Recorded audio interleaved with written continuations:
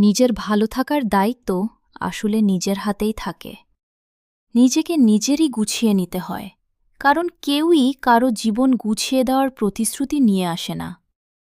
আমরা অনেক সময় ভাবি কেউ একজন আসবে, আমাদের ভাঙাচোরা জীবনের টুকরাগুলা জোড়া লাগাবে, আমাদের হাত ধরে পথ দেখাবে।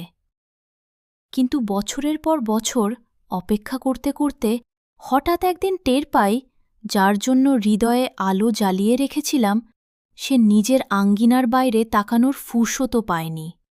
তার সমস্ত ব্যস্ততা, সমস্ত যত্ন শুধু নিজেকে ঘিরেই সীমাবদ্ধ।